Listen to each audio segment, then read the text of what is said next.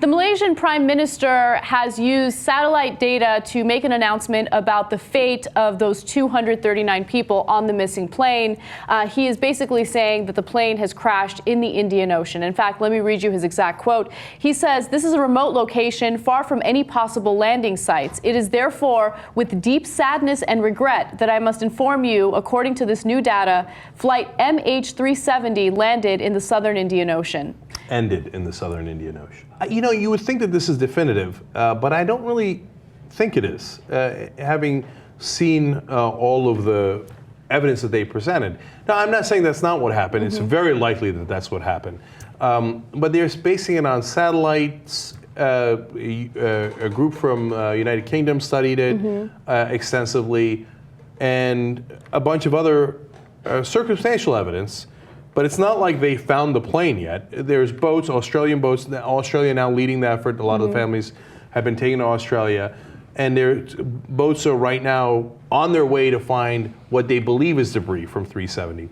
But as we stand right now, as we're live on the air, they haven't found it yet. So now, incredibly likely that is where they're going to find it and likely what happened. I just thought it was a little premature to announce that it definitely happened that way. It did seem premature, but he did clarify that the technology that they relied on is not 100% accurate, or it's not as definite as you would think. Unfortunately, this is a 1990s satellite over the Indian Ocean that is not GPS equipped.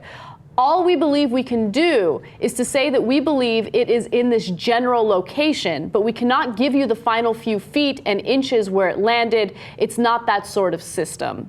I wish we had more clarity on this, but we don't. And of course, what people are looking forward to now is finding the black box, right? So that we can find out what happened on the plane. Just because it crashed in the Indian Ocean doesn't mean that it was a technical failure, a fire, etc.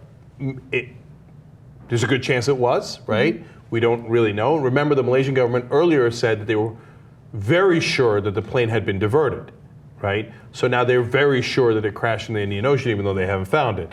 I'm beginning to wonder if they're really sure, okay?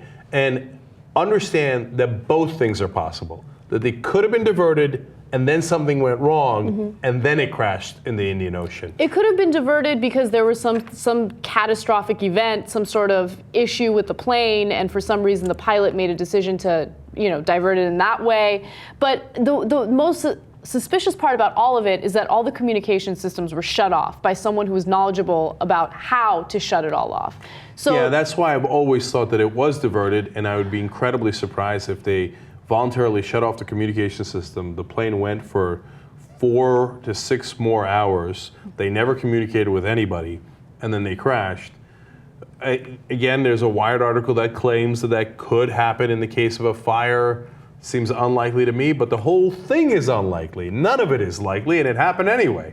So that's why everybody wants to find the black box, and they are on the ships that are going out there now to search the debris. They have a particular device that is geared to find the black box. So if they can find it somehow, almost miraculously, right, in the middle of the ocean, then we might have a much better sense of what actually happened on the flight.